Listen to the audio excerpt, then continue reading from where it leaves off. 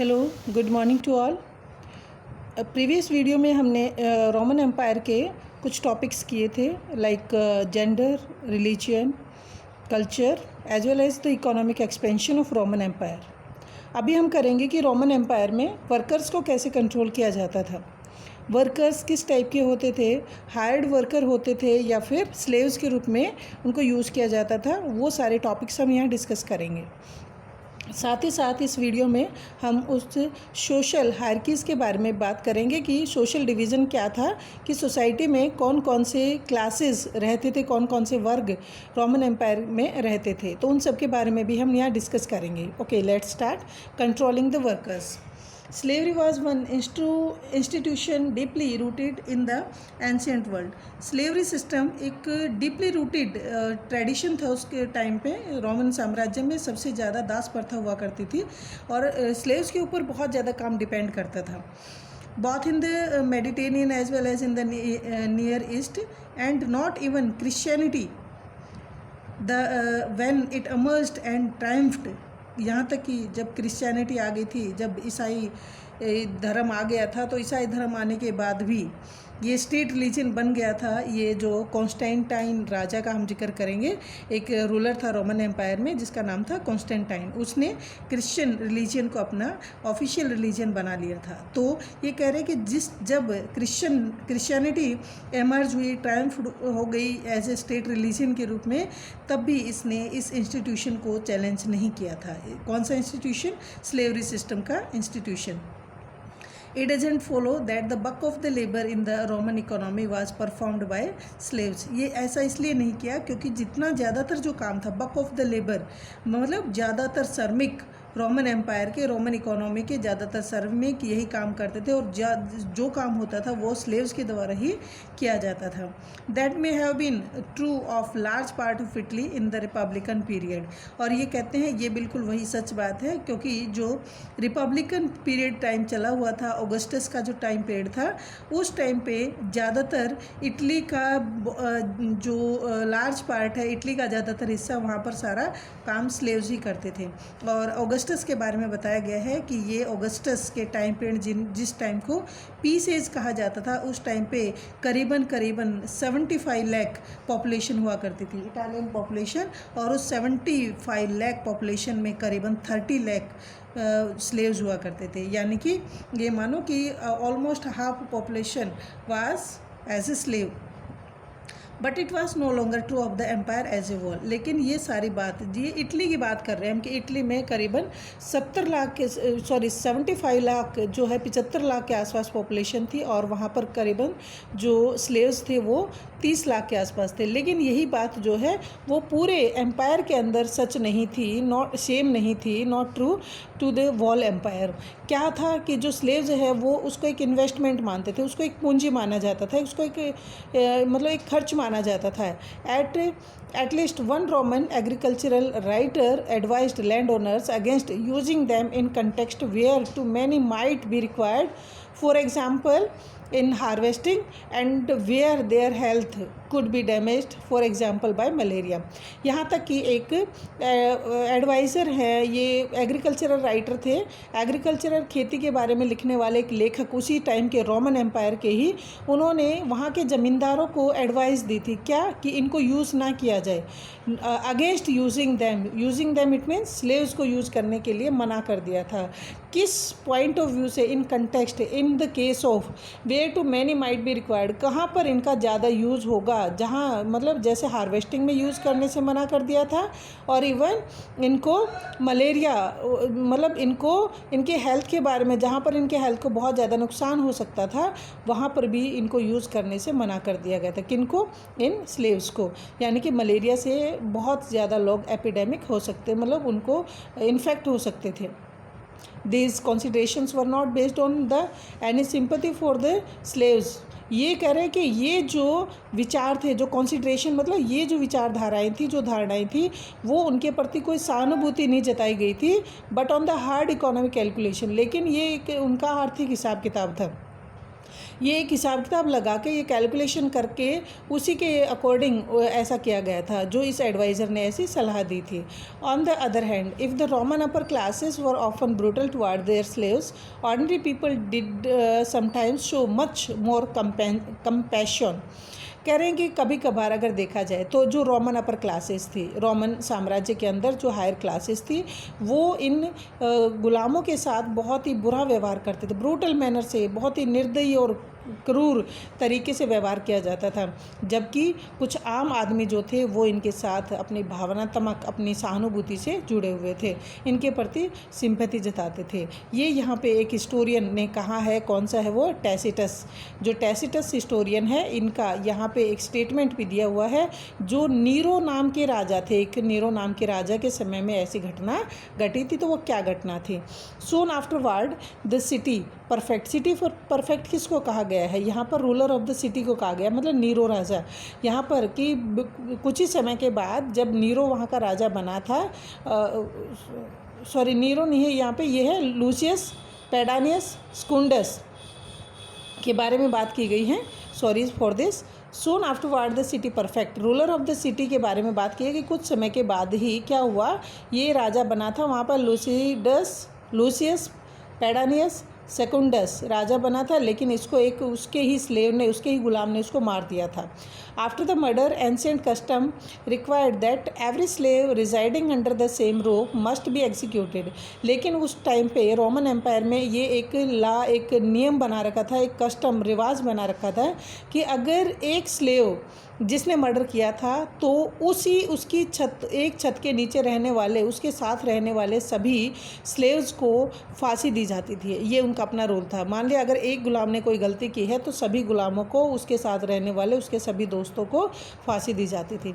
But the crowd gathered, भीड़ इकट्ठी हो गई आम आदमियों की, और उन्होंने उन सब इनोसेंट, उन सब निर्दोष लाइफ को बचाने के लिए, लोगों को बचाने के लिए उन्होंने आवाज़ उठाई थी। रियोटिंग बिगेन, दंगा फसाद शुरू हो गया, मारकाट शुरू हो गई। सीनेट हाउस वाज बेसिस्ड, जो सीनेट हाउस मतलब उनका जो पार्लियामेंट है उसको घेर लिया गया था। Inside there was feeling against excessive severity, और अंदर जो है जो सीनेट हाउस है उसके अंदर जो फीलिंग चल रही थी, जो बात चल रही थी, वो बड़ी कठोरता से चल रही थी। But the majority opposed only any change, लेकिन जो मेजॉरिटी थी वो कोई भी बदलाव नहीं चाहती थी। अंदर कौन थे, अंदर तो सेनेटोरियल थे, जो राजा के साथ, राजा के रूल को मानने वाले थे, तो वो कोई बदलाव नहीं चाहते थे। और यहाँ कह रहे हैं कि जो सीनेटर हैं वो एग्जीक्यूशन को ही फेवर कर रहे थे। एग्जीक्यूशन मतलब फांसी लगाने को ही वो फेवर कर रहे थे, और वही उसी को उन्होंने प्रिवेल्ड किया, उसी रूल को उन्होंने माना कि भाई यही होना चाहिए। However great crowd ready with the stones and torches prevented, लेकिन क्या था, अंदर तो जो सीनेटोरियल वो तो कह रहे थे कि फांसी तोड़ने चाहिए सारे स्लेव्स को, लेकिन बाहर जो आम जनता है, आम नागरिक है, वो तैयार थे अपने हाथों में पत्थर लेकर और जलती हुई मसाले लेकर, टॉर्चेस मसाल लेकर वो खड़े थे, वो इस ऑर्डर को रोकना चाहते थे। Nero rebuked the population by edict, Nero भी क्या है, एक रूलर है, उसका तो इसका तो मर्डर हो गया था। इसके बाद नीरो राजा बना था, और नीरो जो बना था, नीरो ने एक डांट फटकार लगाई थी उन सभी लोगों पर, वो जो आम आदमी जो आवाज़ उठा रहे थे, अपना एक एडिक्ट, अपना एक अभिलेख पास करके उन्होंने इनको डांट फटकार लगाई थी। Lined with the troops the whole route along which those condemned were taken for execution, और यहाँ तक कि उन्होंने लाइंड विद ट्रोप्स मतलब सैनिक टुकड़ी लगा दी उस रास्ते में, उस रूट में जहाँ से उन सारे कंडेम्ड मतलब दोषियों को जब फांसी के लिए ले जाया जा रहा था, उस रास्ते में इस नीरो नाम के राजा ने अपने बहुत सारे सैनिक वहाँ पर खड़े कर दिए थे। तो ये कैसा था, ये स्लेव्स के साथ ट्रीटमेंट होता था, जो यहाँ पे एक पार्ट दिया हुआ है बस only. As warfare became less widespread with the establishment of peace in the 1st century, the supplies of slaves tend to be decline। अब ये कह रहे हैं कि भी जैसे 1st सेंचुरी का हमने बात की, ऑगस्टाइन वाले, ऑक्टोवियन का हमने डिस्कस भी किया था कि भाई वो ऐसे राजा थे जिसके टाइम पे शांति बहाल हो गई थी। तो इनके टाइम पे स्लेव्स की जो सप्लाई थी वो बहुत कम हो गई। क्यों? क्योंकि जो स्लेव्स है वो आने बहुत ही कम हो गए थे, और यूज़र्स ऑफ स्लेव, और स्लेव को यूज़ करने वाले जो यूज़र्स थे, दे had to turn either to slave breeding or to cheaper substitutes such as wage labor which was more easily dispensable।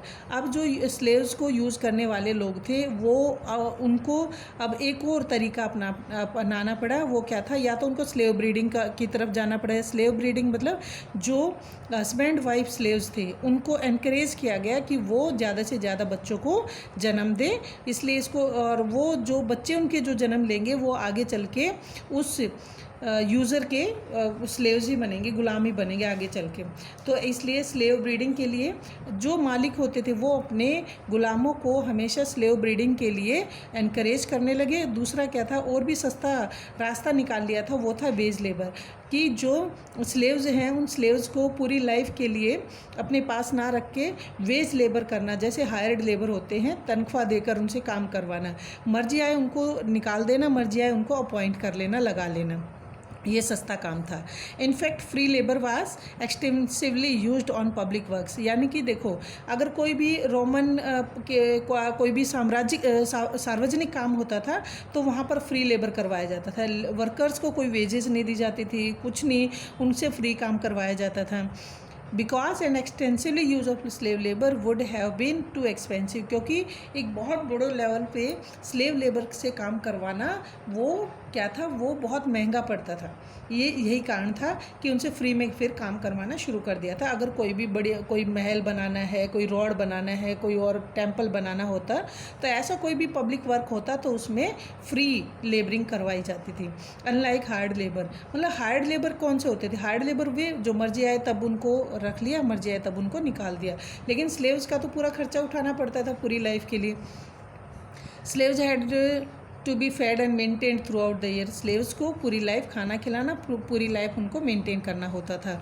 Which increased the cost of holding this kind of labour, इससे अब इस तरीके का जो काम है उसमें खर्चा बढ़ गया था। This is probably why slaves were not widely found in the agricultural of later period. यही है कि जब जो लेटर टाइम पीरियड आया उसमें खेती के काम में स्लेव्स को यूज़ नहीं किया जाता था। स्लेव्स को यूज़ ना करना मतलब उनकी जगह पे हार्ड लेबर को ही यूज़ किया जाता। क्यों? क्योंकि खेतों में ज़्यादातर कब काम होता था, या तो सीडिंग टाइम या फिर शोइंग टाइम या फिर हार्वेस्टिंग टाइम पे ही काम होता था, बाकी टाइम तो फ्री होता था, तो इसलिए हार्ड लेबर को ही काम पे लगाया गया था। On the other hand they and the freed man, they कौन, स्लेव्स, और फ्रीड मैन कौन से, जो लोग मुक्त हो चुके थे गुलामी से। The slaves who had been set by their masters, मतलब फ्रीडमैन अगर आपसे क्वेश्चन पूछा जाता है तो those slaves who had been set free by their master, जो उनके मालिकों ने मुक्त कर दिए थे गुलामी से, उन लोगों को फ्रीडमैन कहा गया था। They were extensively used by business manager, अब क्या काम मिल गया उनको, खेती में तो करवाते नहीं थे बल्कि उनको बिजनेस मैनेजर बना दिया गया, उनको उनसे बिजनेस करवाने लगे थे। और ऑब्वियसली बात है कि वो ज़्यादा मात्रा में इनकी अब ज़रूरत नहीं होती थी, तो अगर स्लेव्स को बिजनेस में लगाया जाएगा तो उनमें ज़्यादातर लेबर की ज़रूरत नहीं होती थी। मैनेजर्स में मैनेजर 1-2 इस तरीके से मैनेजर्स की रिक्वायरमेंट होती थी। मास्टर्स अपने स्लेव्स या फ्रीडमैन को पैसा, कैपिटल मतलब पूंजी या पैसा दे देते थे, टू रन बिजनेस चलाने के लिए on their behalf and even business on their on, यहाँ तक कि अपना पूरा का पूरा बिजनेस जितना उस मालिक का होता था सारा का सारा उसको दे दिया जाता था, उन स्लेव्स को दे दिया जाता था जो फ्रीडमैन या स्लेव्स होते थे, ऐसा भी उनसे काम करवाया जाता था। The Roman cultural writer paid a great deal of attention to the management of labour. अब यहाँ पर क्या श्रम प्रबंधन के बारे में बात की जा रही है कि मैनेजमेंट ऑफ लेबर कैसे किया जाता था। तो उस टाइम का रोमन एम्पायर में एक एग्रीकल्चरल राइटर, जो अभी ऊपर एक सजेशन भी जिस एग्रीकल्चरल राइटर ने दिया था वही यहाँ पे बता रहा है कि भाई उन्होंने बहुत ज़्यादा ध्यान दिया लेबर मैनेजमेंट की तरफ। तो लेबर मैनेजमेंट की तरफ ध्यान देना मतलब उसमें कुछ सलाह दी गई, उसने सजेशन दिए। तो ये कौन था? कोलुमेला। अगर आपका क्वेश्चन भी आ जाता है ये हु आज कोलुमेला, तो उसके बारे में आप लिख पाओगे he was a agricultural writer as well as first century writer he was who came from the south of Spain मतलब स्पेन के जो साउदर्न पार्ट है वहाँ से वो आया था।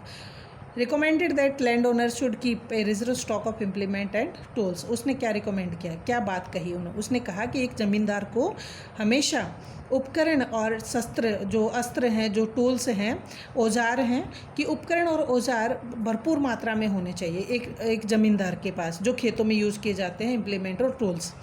Twice as many as they needed, जितनी ज़रूरत है उससे दोगुना होने चाहिए ताकि प्रोडक्शन कंटिन्यू होता रहे। For the loss of in slave labour time exceeds the cost of such items. क्यों?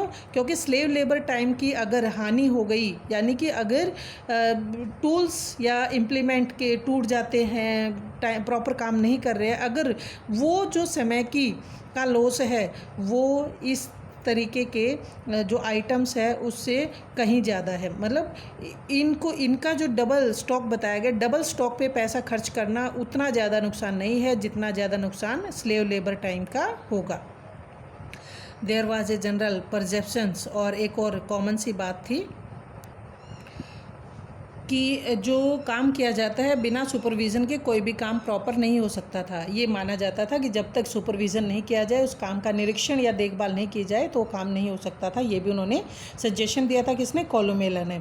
कोलोमेला जो फर्स्ट सेंचुरी के राइटर थे, इसलिए सुपरविज़न को ही सुप्रीम बताया गया, पैरामाउंट बताया गया। किसके लिए? दोनों के लिए, फ्री वर्कर के लिए भी और स्लेव्स के लिए भी।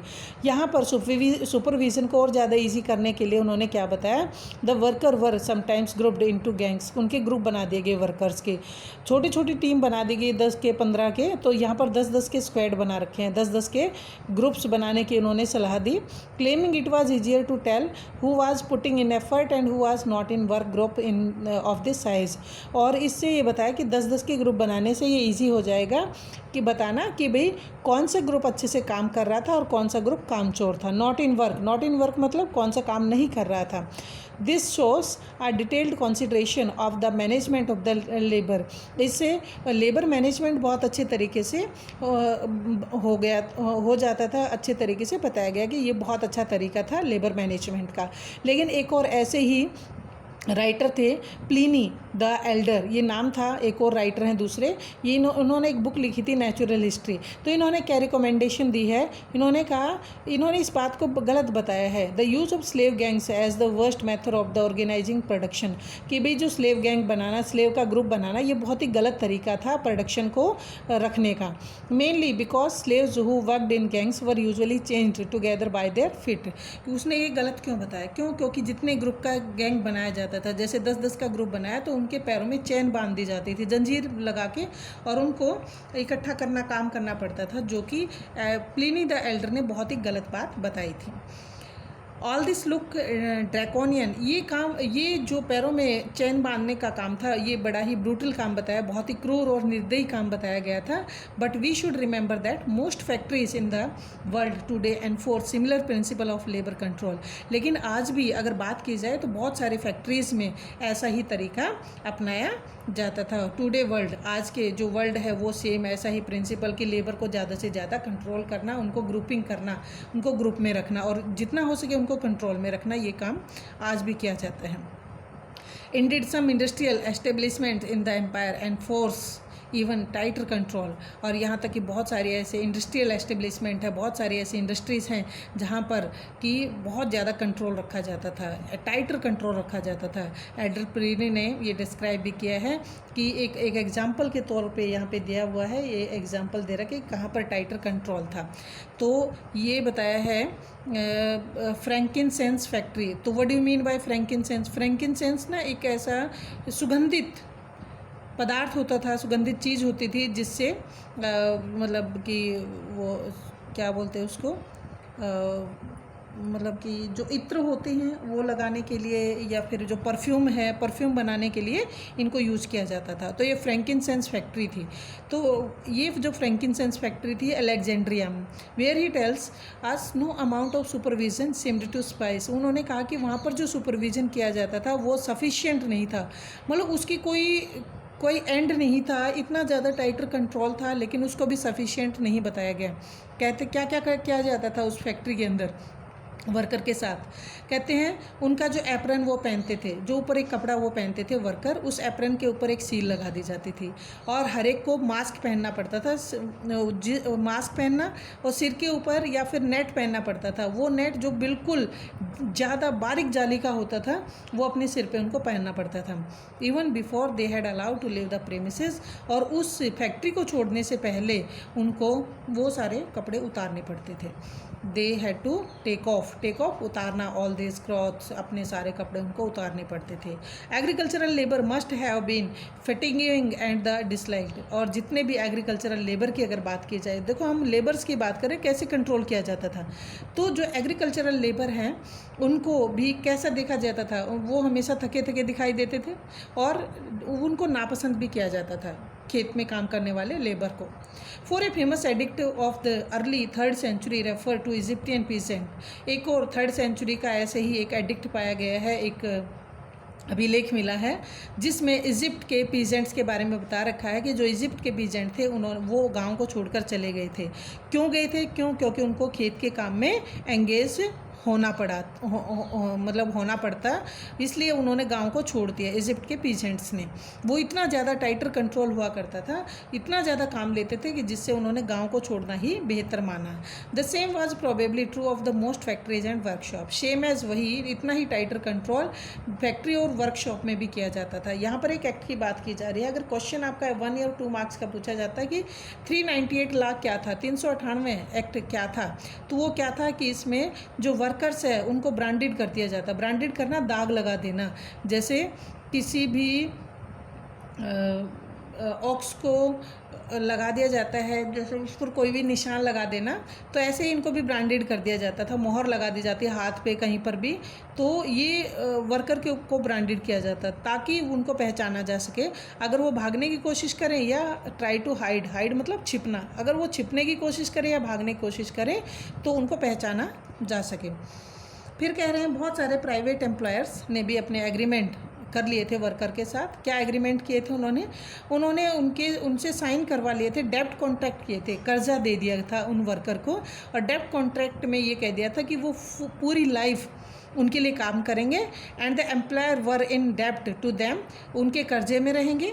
And then ensure tighter control over them, और उनके कर्जे में जब तक रहेंगे तो पूरा का पूरा टाइटर कंट्रोल उन स्लेव्स पर उसके मालिक का रहेगा। ये इस तरीके के कुछ डेब्ट कॉन्ट्रैक्ट साइन करवाए जाते थे।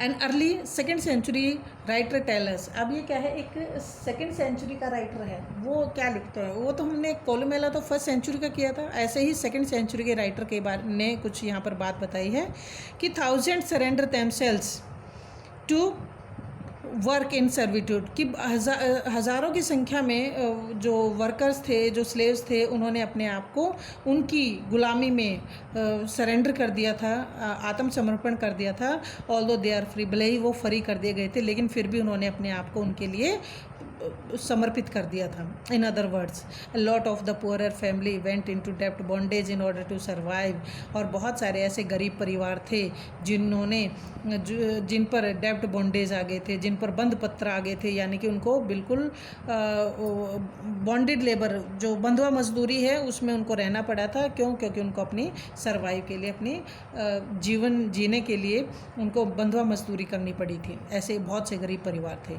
From one of the recently discovered letter of Augustine के कुछ रिसेंटली, हाल ही में कुछ ऐसे लेटर भी पाए गए हैं, वहाँ पर खोज की गई तो ऑगस्टाइन जो 1st सेंचुरी का राजा था, उस ऑगस्टाइन के कुछ पत्र मिले हैं और जिनसे पता चला है कि जो पेरेंट्स हैं वो अपने बच्चों को करीबन 25 साल के लिए बेच देते थे। किसके? गुलामी में। सर्विट्यूड क्या होता है? स्लेवरी। तो वो स्लेवरी में अपने बच्चों को करीबन 25 साल के लिए 25 साल गुलामी करवाते थे। ऑगस्टाइन आस्क्ड ए लॉयर, एक बार क्या उसके लेटर से ही पता चला है कि ऑगस्टाइन ने अपने एक वकील साथी से पूछा कि भाई जब इन बच्चों के फादर मर जाएंगे, उनके फादर के मरने के बाद क्या ये बच्चे फ्री हो सकते हैं? तो ऐसा उन्होंने पूछा था। तो इसका मतलब क्या था कि उस टाइम पे स्लेव सिस्टम बहुत ज़्यादा हुआ करता था, डेब्ट बॉन्डेज हुआ करती थी, और गुलामी में उन लोगों को रहना पड़ता था, और इवन पेरेंट्स को भी मजबूरीवश अपने बच्चों को इस गुलामी में रखना पड़ता था। यहाँ पर बताया भी है करीबन 25 साल के लिए ऐसा किया जाता था। Rural indebtedness was even more, गांव के अंदर भी कर्जबंदी बहुत ज़्यादा थी, कर्जा बहुत था, इंडेप्टनेस बहुत ज़्यादा थी। ये देखो बेटा, यहाँ ड्रैकोनियन भी दे रखा है। ड्रैकोनियन मतलब harsh policy at that time. And this is frankincense. Frankincense भी क्या होता था, ये एक एरोमेटिक रीजन होता था, एक सुगंधित, एरोमेटिक क्या होता है, सुगंधित लार बनाई जाती थी, और ये इंसेंस और परफ्यूम के लिए, इत्र और परफ्यूम बनाने के लिए बनाई जाती थी। और ये क्या होता था, एक बोसवेलिया पेड़ होता था, बोसवेलिया पेड़। बोसवेलिया पेड़ के ऊपर एक छेद कर दिया जाता, जिस छेद में से क्या है, कुछ वो लार निकलती थी, कुछ एक लिक्विड निकलता था, और जो उस लिक्विड को फिर सुखाया जाता था। वो सुखाने के बाद वो उसमें से क्या बन जाते थे, उसमें से रेजिन बन जाती थी, लार बन जाती थी, और उसको ही फ्रैंकिनसेंस का नाम दे दिया गया था। बाद में तो बहुत ही अच्छी क्वालिटी की जो अरेबियन पेनिनसुला है वहाँ से फ्रैंकिनसेंस बेस्ट क्वालिटी की आती थी। तो यहाँ पे ये सब कुछ दिया हुआ है। To take just one example, यहाँ एक एग्जाम्पल भी दे रखा है, the great Jewish revolt of 66 CE।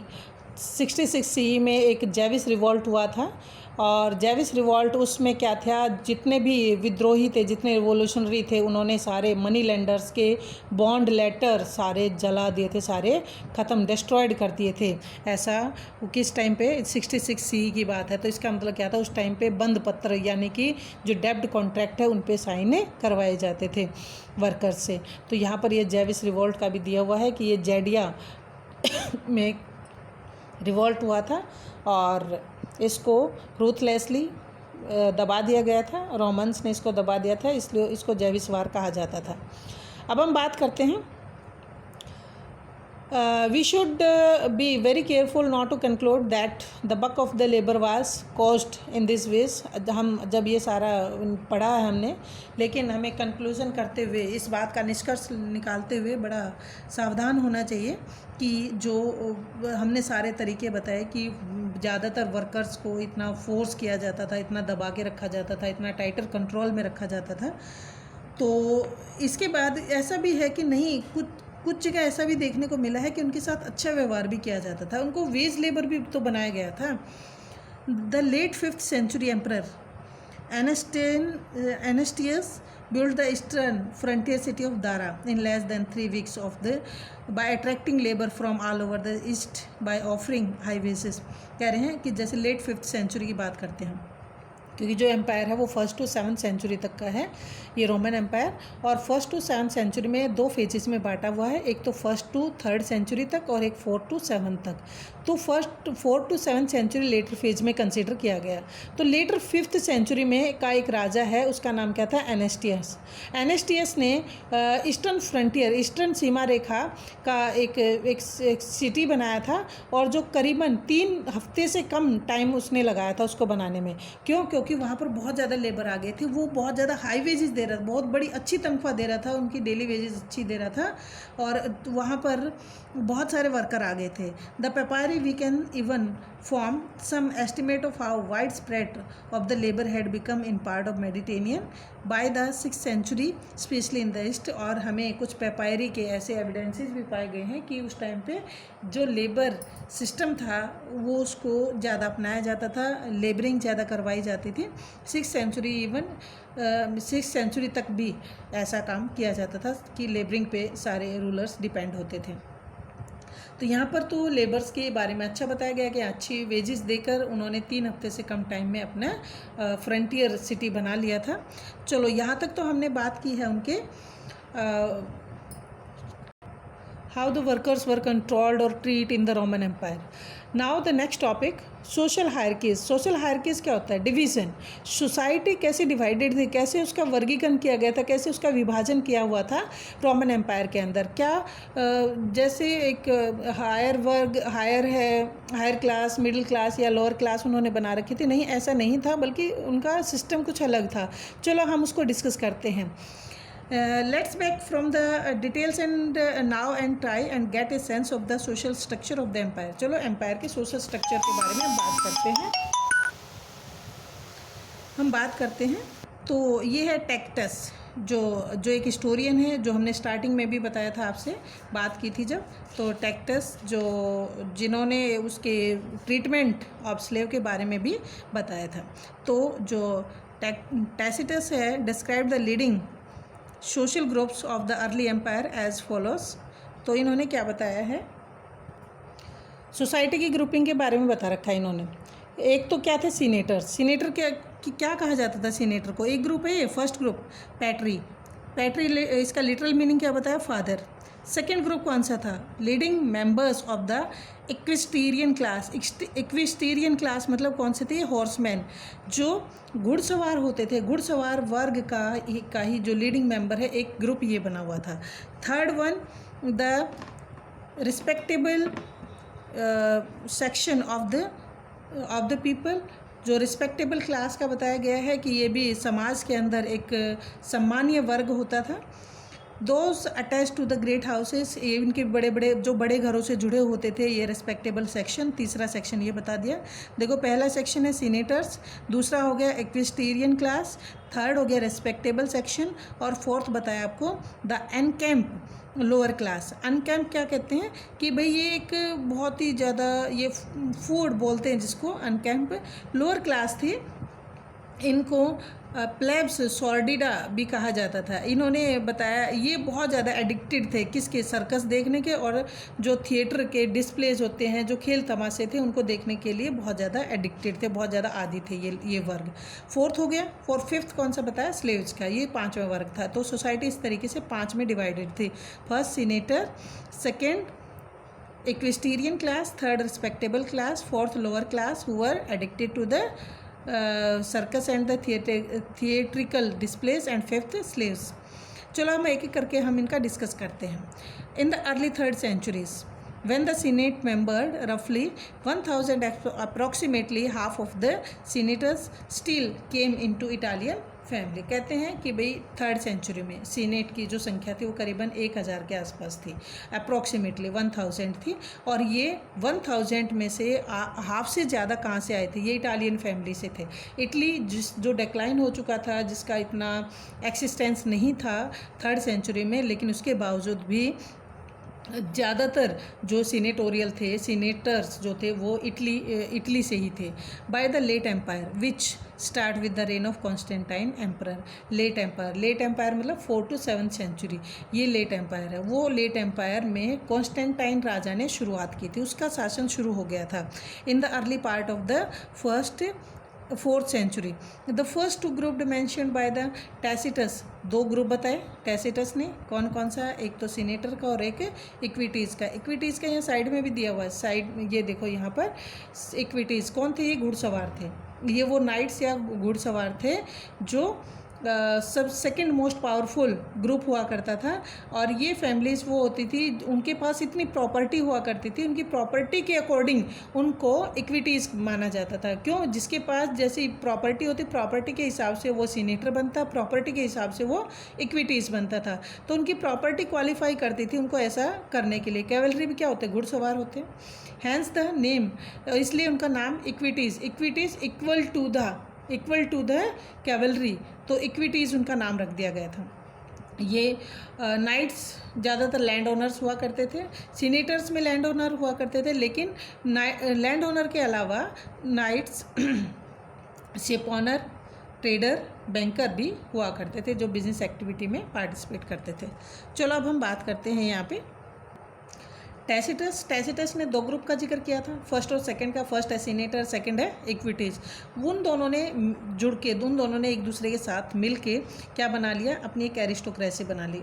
Aristocracy क्या होती है? कुलीन वर्ग, वो भी हायर क्लास होती है। तो ये दोनों एक दूसरे का साथ देने लग गई थी। At least half of all families were of the African और ईस्टर्न ओरिजिन। कह रहे हैं कि जो एरिस्टोक्रेसी बनाई फर्स्ट और सेकंड ने मिलके, वो या तो ईस्टर्न ओरिजिन के थे या अफ्रीका के थे। Roman aristocracy was enormously wealthy but in many ways the powerful then the purely military elites who come almost entirely from non aristocratic background.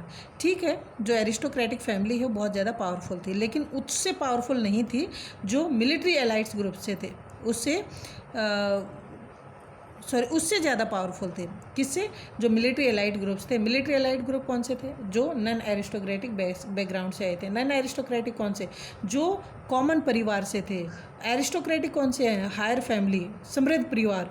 और ये नॉन एरिस्टोक्रेटिक फैमिली से आए थे। कौन? Military allied. मिलिट्री मतलब जो मिलिट्री में काम करने वाले या तो कमांडर या सैनिक है। तो इनसे ज़्यादा ताकतवर कौन थे? एरिस्टोक्रेसी ज़्यादा ताकतवर थी। Middle class now consist considerable mass of the persons. अब मिडिल क्लास में क्या था? ज़्यादातर लोग मिडिल क्लास में रहते थे, connected with the imperial service, और वो शाही सेवा में लगे थे किसी न किसी फॉर्म में। या तो वो ब्यूरोक्रेसी, कोई सिविल सर्वेंट के रूप में, या फिर आर्मी के रूप में, कोई या तो कोई सैनिक बना हुआ था, या कोई दूसरा कोई टीचर है, डॉक्टर है, कोई भी ब्यूरोक्रेसी में, सारे ब्यूरोक्रेसी में आते सिविल सर्वेंट्स।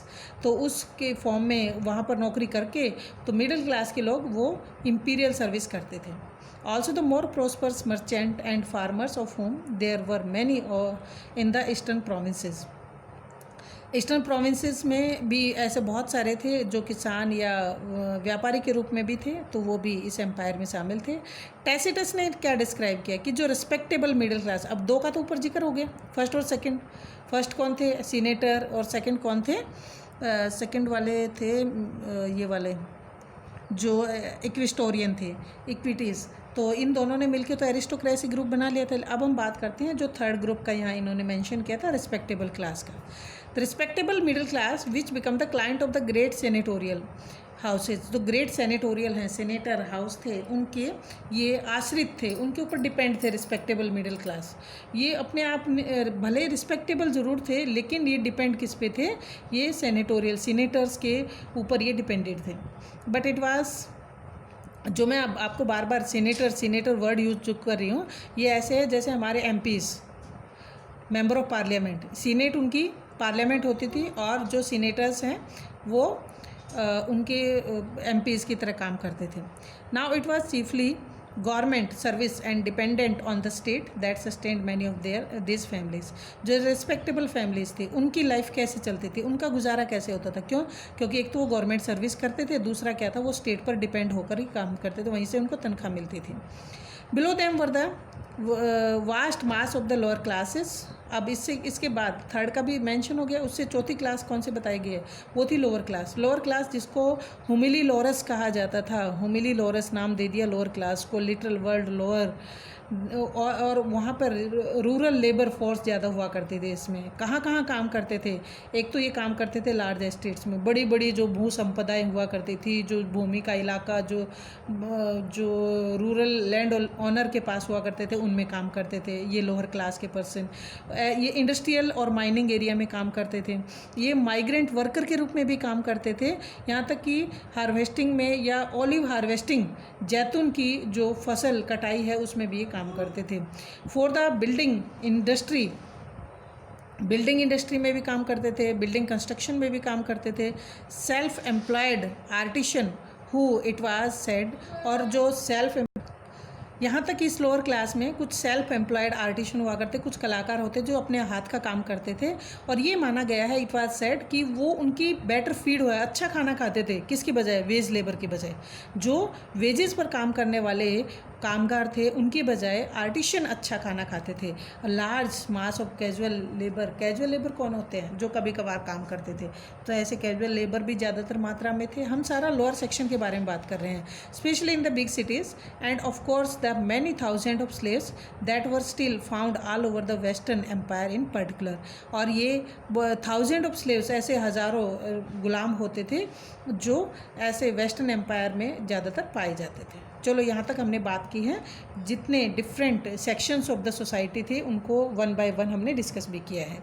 नेक्स्ट वन क्या कहा जा रहा है हम? One writer of the early 5th century, the historian Olympiodorus. जो ओलम्पियोडोरस, अगर क्वेश्चन भी आ जाता है यहाँ पे हुआ जो ओलम्पियोडोरस, तो ये क्वेश्चन बन जाएगा आपका। तो एक हिस्टोरियन थे, एम्बेसडर भी थे, और अर्ली 5th सेंचुरी के राइटर भी थे।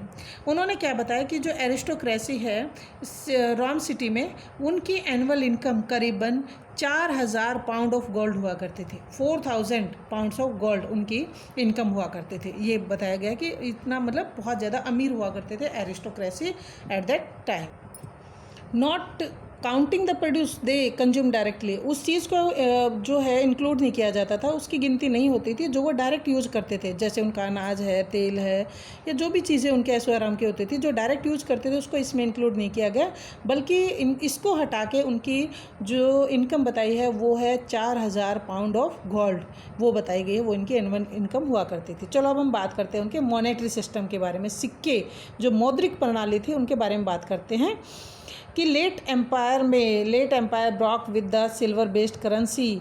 Late empire it means 4 to 7 century में इनका जो मॉनेटरी सिस्टम था, जो चांदी के सिक्के बना करते थे, वो अब ख़त्म हो गया। वो क्योंकि पहले जो है जो चांदी की जो माइंस हैं, स्पेनिश सिल्वर माइंस वर एग्जॉस्टेड, वो ख़त्म हो गई, चांदी निकलनी, चांदी की खानें ख़त्म हो गई, and government ran out of sufficient stock of the metal to spot a stable coinage in silver. यहाँ तक कि गवर्नमेंट का जो चांदी का जो स्टॉक था वो भी ख़त्म हो गया, इसलिए जो सिल्वर के सिक्के हैं वो कंटिन्यू नहीं हो पाए।